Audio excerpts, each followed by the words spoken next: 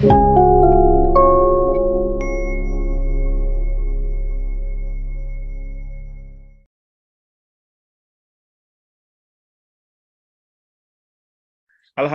kita bisa bertemu kembali di mata kuliah kita Gerakan Sosial di minggu yang keempat. Kita akan membahas topik yang keempat, gerakan sosial sebagai perubahan sosial atau gerakan sosial sebagai agen perubahan sosial ya. Ini saya kira topik yang penting yang untuk Anda pahami dengan baik. Oke, saya akan berbagi layar kepada Anda supaya Anda bisa mengikuti uraian saya dengan baik topik ini ya. Oke.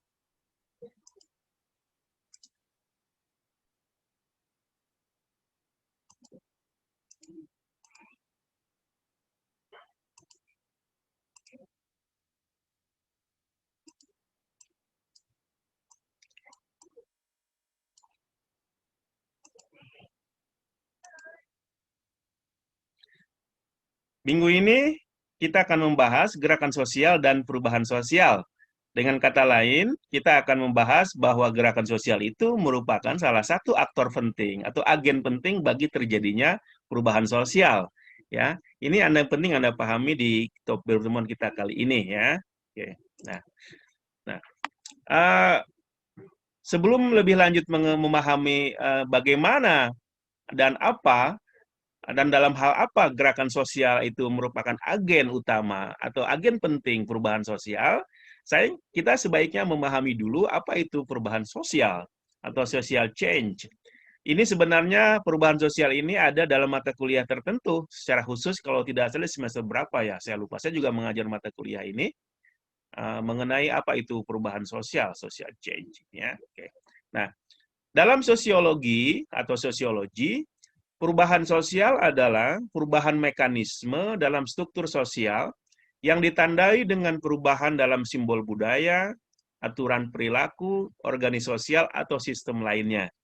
Nah, ini terjemahan bahasa Indonesianya. Kalau Anda bisa baca Inggris, ada bisa baca di yang asli bahasa Inggrisnya. Jadi yang disebut dengan perubahan sosial atau social change itu adalah perubahan mekanisme dalam masyarakat kita. Oke. Jadi terjadi perubahan dalam struktur sosial masyarakat kita. Karena bersifat sosial berarti perubahannya itu bersifat masif, bukan bersifat individu, perubahan yang bersifat sosial. Itu terutama perubahan dalam sistem struktur masyarakat kita. Yang itu mengakibatkan terjadi perubahan dalam sistem budaya, sistem cara berpikir, sistem perilaku, norma, organisasi, dan sistem nilai yang ada dalam masyarakat. Ini disebut dengan perubahan sosial. Jadi menunjukkan bahwa perubahan sosial itu sangat besar, tidak terjadi pada individu, tapi pada level sosial, pada level struktur masyarakat. Ya. Bisa saja awalnya bersifat pribadi, tetapi kemudian berubah menjadi perubahan yang bersifat masif secara sosial, struktural dalam masyarakat kita. Nah, ini perubahan sosial yang seperti ini itu terjadi, salah satu penyebabnya adalah gerakan sosial. Akan saya jelaskan di slide berikutnya ya. Ini Anda pahami dengan baik. Nah, sebelum untuk memahami apa itu perubahan sosial, bagaimana perubahan itu sosial itu terjadi? Nah, ada beberapa faktor atau agen yang menyebabkan terjadinya perubahan sosial. Gitu kita sebut sebab-sebab terjadinya perubahan sosial ya. Nah, pertama natural environment atau lingkungan alam. Lingkungan alam itu bersifat alami kan. Bisa juga perbuatan bersifat alami atau perbuatan manusia diciptakan oleh manusia itu sendiri. Nah, kondisi alam ini ya bisa menjadi salah satu faktor terjadinya perubahan sosial.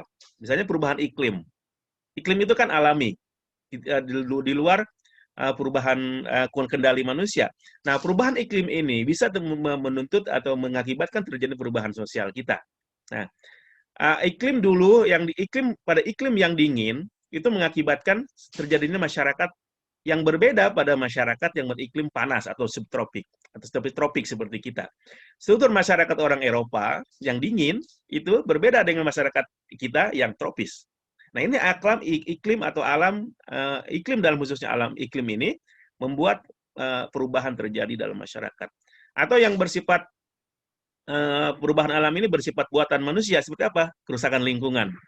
Hutannya habis, hutannya gundul, banjir, itu terjadi banjir dan sebagainya, itu mengakibatkan terjadinya perubahan struktur masyarakat. Kalau sebuah masyarakat sudah hutannya hilang, gundul, terjadi banjir, masif misalnya banjirnya itu, maka otomatis akan terjadi perubahan struktur dalam masyarakat kita. Penyebab kedua perubahan sosial adalah demographic proses. Terjadi proses demografik, perubahan demografik. Pertumbuhan penduduk itu bisa berkurang atau tak. Kalau bicara tentang demografik itu adalah penduduk ya, perubahan penduduk. Itu penduduk bisa berubah, bertambah atau berkurang. Ada kematian, ada bencana, dan sebagainya, itu menyebabkan berkurang atau bertambahnya penduduknya. Nah, pertumbuhan penduduk juga memicu perubahan sosial. Yang paling nyata adalah revolusi industri.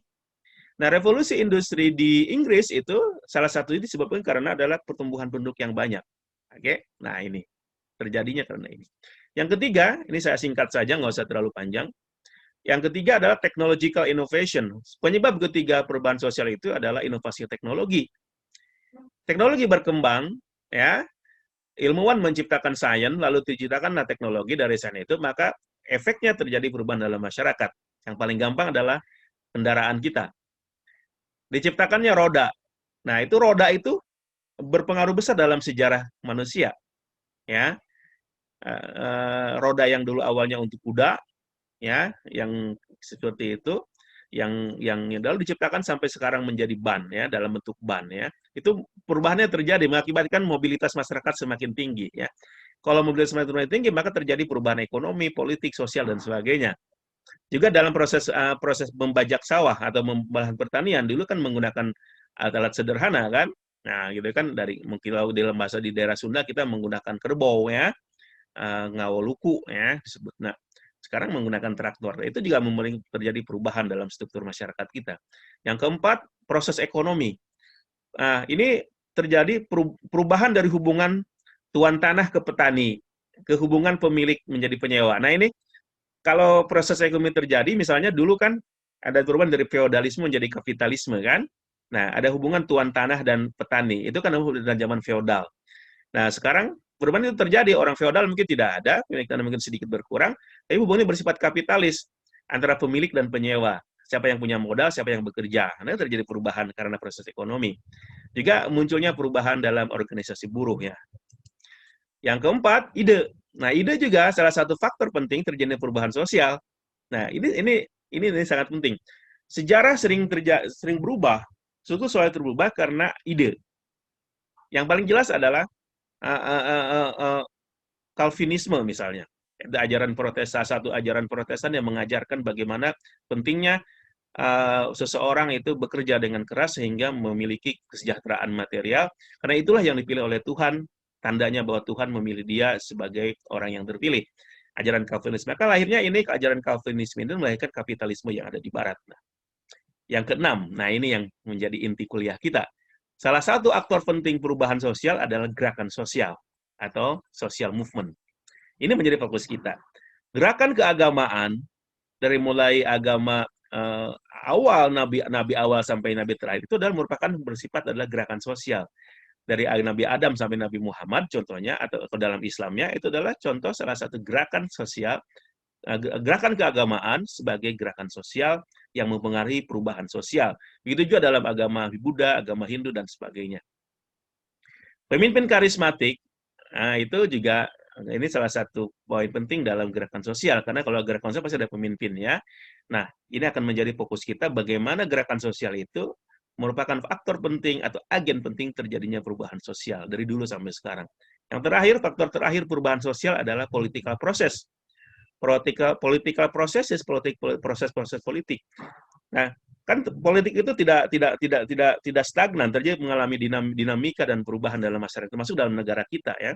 Sekarang kita memasuki alam reformasi, presiden yang keberapa, berbeda ketika mengalami orde lama, orde baru, orde reformasi. Itu kan perubahan politik. Nah, perubahan politik ini terjadi menyebabkan perubahan sosial dalam masyarakat kita. Ini jelas terlihat dalam negara kita ya.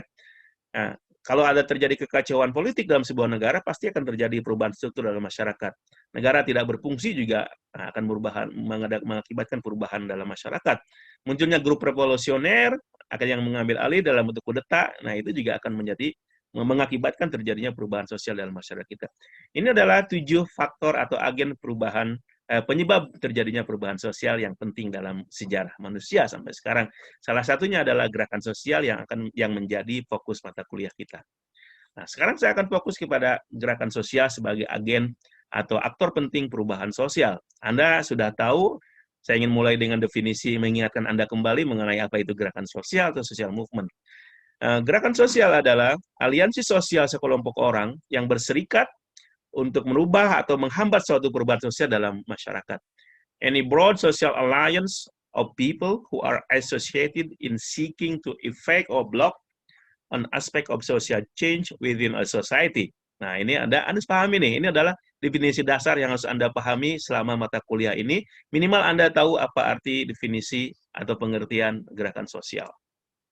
Nah, sekarang kita akan masuk gerakan sosial, tidak diragukan lagi merupakan salah satu aktor penting perubahan sosial. Ya, seperti tadi yang 7 perubahan tadi. Saya akan fokus di sini.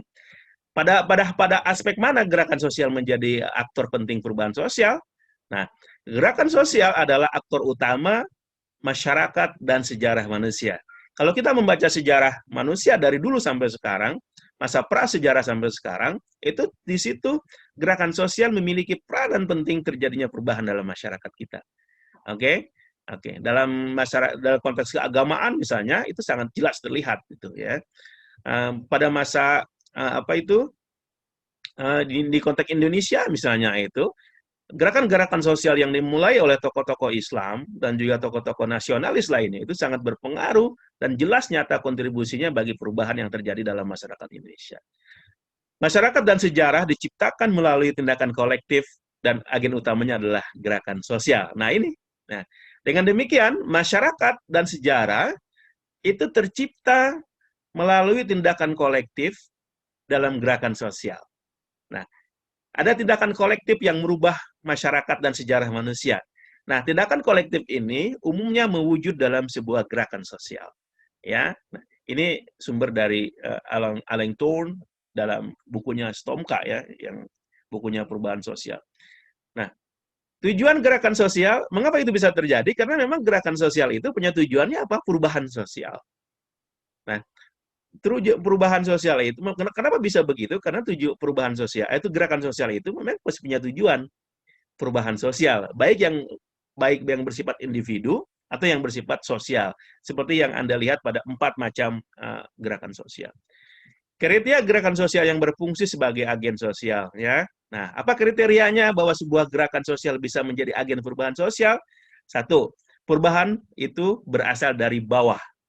Di massa, gerakan akar rumput bukan dari gerakan bawah. Oke. Baik kehendak sendiri atau dipaksa oleh elit.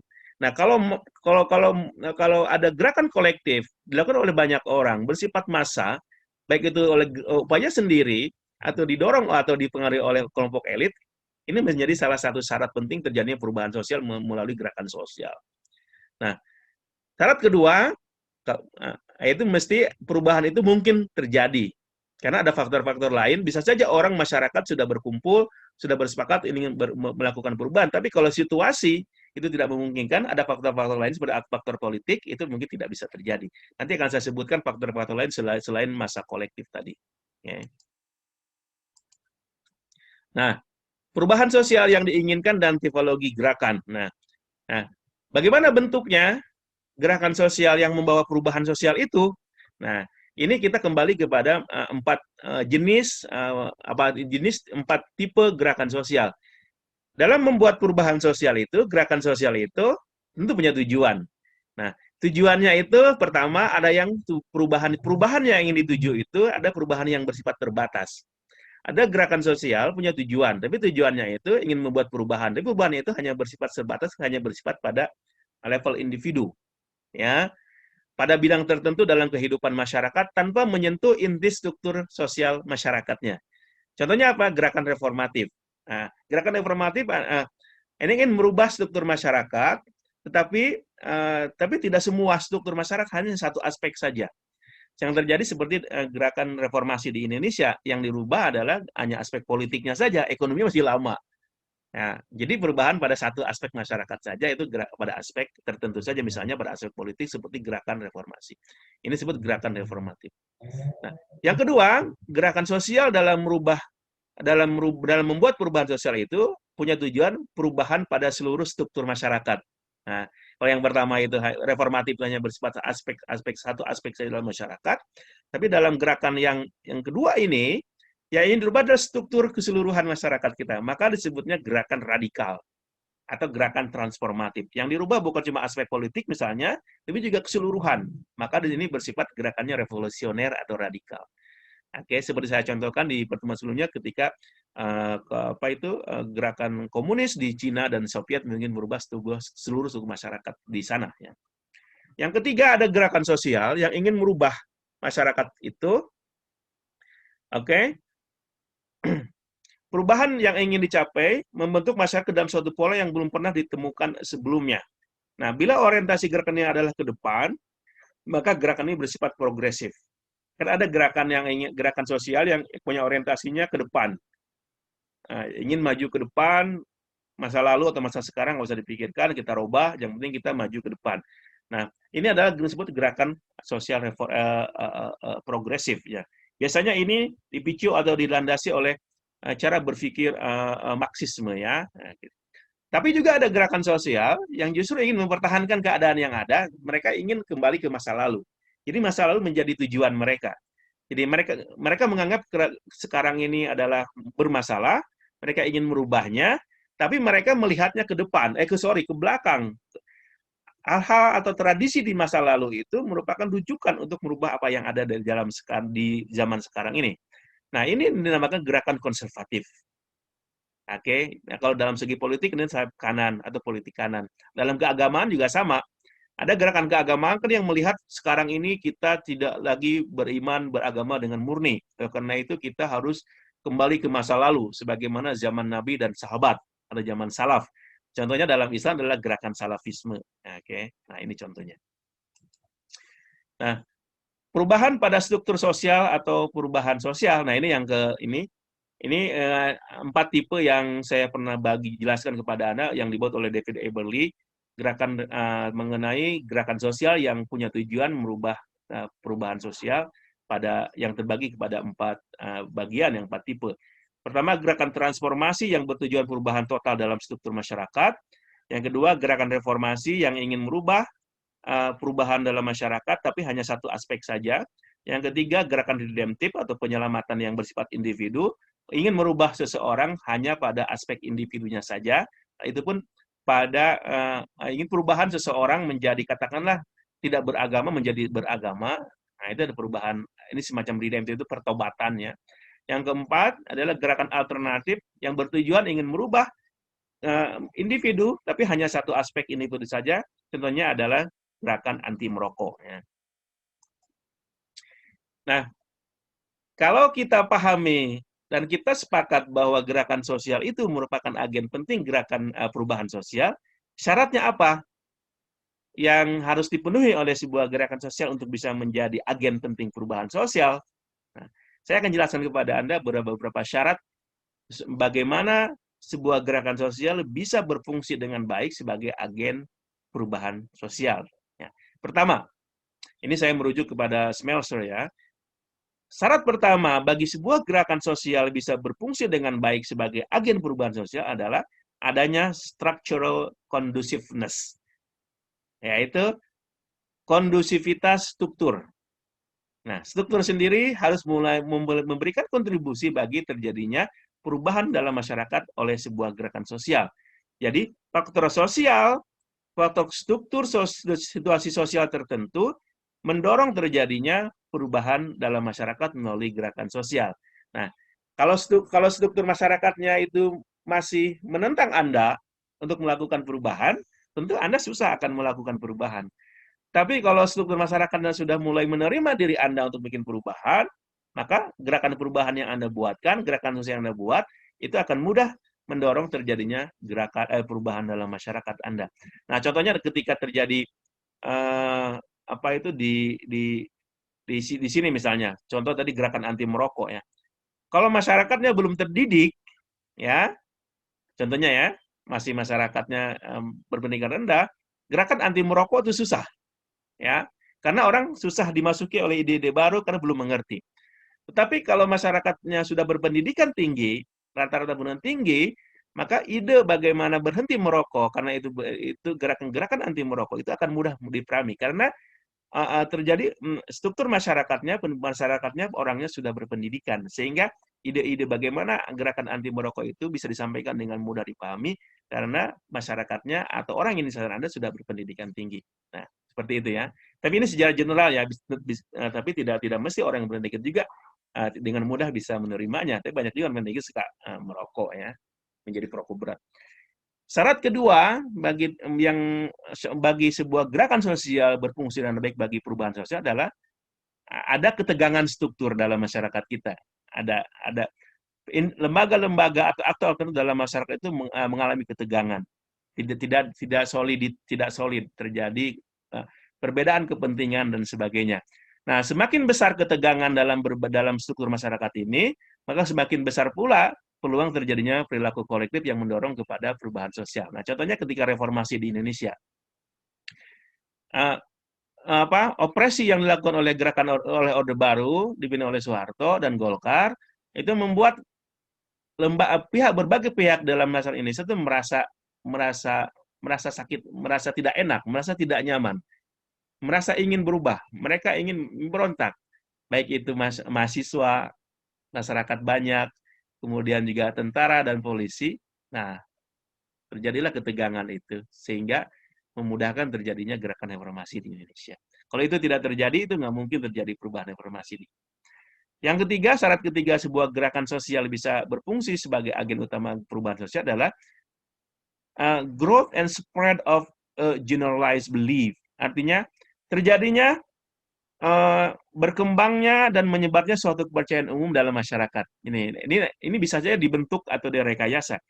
Bahwa tumbuh dalam masyarakat itu keyakinan tertentu, paham tertentu yang menganggap misalnya pemerintah kita itu korup, bahwa pemerintah kita itu zolim, pemerintah kita itu represif. Nah, dikembangkan dalam masyarakat dari mulai mahasiswa, masyarakat banyak, ASN, polisi, tentara. Nah, ini kepercayaan ini semakin menguat, akhirnya akan memudahkan terjadinya gerakan sosial, perilaku kolektif yang akhirnya menuju kepada perubahan sosial. Nah, ini penting nih. Nah, maka ini penting dalam ini, misalnya media di sini berperan penting bagi terjadinya kepercayaan ini. Ini terlepas dari benar atau tidak percayaan ini, ya bisa saja ini dimanipulasi. Karena banyak terjadi perubahan sosial dimanipulasi. Ya. Nah, seperti kasus banyak terjadi di kita mengenai terhadap orang tertentu atau termasuk juga terhadap Jokowi sekarang ya, banyak manipulasi berita. Nah, tapi sayang tentu saya tidak sampai kepada menjadi sebuah gerakan kolektif untuk menjatuhkan Jokowi. Keempat, ada faktor-faktor yang menunjang. Nah, itu misalnya ada terjadi kecurigaan dan kecemasan yang dialami masyarakat. Nah, kalau masyarakat sudah merasa tidak tenang terhadap seseorang, terhadap pemerintah misalnya, lalu ada gerakan sosial yang mendorongnya, maka bisa terjadi gerakan sosial yang mengarah pada perubahan sosial. Nah, semua itu tidak cukup terjadinya perubahan sosial, walaupun sudah ada gerakan sosial, kalau tidak ada mobilisasi. Artinya pengerahan masyarakat banyak, baik itu yang menjadi anggota gerakan itu ataupun tidak, atau simpatisan, untuk melakukan tindakan yang dipimpin oleh seseorang. Nah, seperti gerakan reformasi itu, kan tidak mungkin terjadi kalau tidak ada mobilisasi mahasiswa oleh kelompok tertentu. Siapa pemimpinnya? Ada Amin Rais, ada Nurholis Majid, ada Gus Dur, ada Megawati. Ya, itu tidak mungkin terjadi kalau tidak ada mobilisasi mahasiswa dan rakyat. Nah, yang terakhir, the operation of social control. Nah, syarat terakhir bagi sebuah gerakan sosial bisa berfungsi dengan baik sebagai agen perubahan sosial adalah ada aparat-aparat di masyarakat atau negara itu terlibat. Nah, kekuatan misalnya aparat pemerintah. Ya, aparat pemerintah kan bisa ada tentara atau polisi. Nah, ini penting menjadi faktor penting terjadinya gerakan sosial dan akhirnya membawa kepada perubahan sosial. Nah, kekuatan yang dapat mencegah atau mengganggu atau menghambat akumulasi kelima faktor penentu sebelumnya. Contohnya adalah aparat keamanan. Nah, salah satu keberhasilan gerakan reformasi di Indonesia adalah keterlibatan tentara. Nah, ini. Tentara ketika itu tidak tidak tidak menyerang atau tidak menentang terjadinya reformasi. Minimal netral dah. Nah, gitu kan. Nah, kalau ini sudah terjadi, memudahkan terjadinya gerakan sosial menjadi perubahan sosial. Ketika itu tentara justru dalam banyak hal membantu gerakan mahasiswa itu, misalnya dengan membiarkan mahasiswa menduduki kantor gedung DPR MPR ya. Itu bisa terjadi karena tentara setidaknya membiarkan itu terjadi, karena mereka sendiri tentara sudah mulai tidak mendukung lagi Orde Baru dan Soehartonya. Oke. Saya kira itu penjelasan saya ya tentang topik kita di pagi hari ini, topik keempat, gerakan sosial sebagai agen perubahan sosial ya. Bila ada Anda pertanyaan tentang topik ini, silakan sampaikan baik secara tulisan di kolom pertanyaan di video kita atau nanti di ruang chat yang akan saya jawab di kesempatan lain. Terima kasih.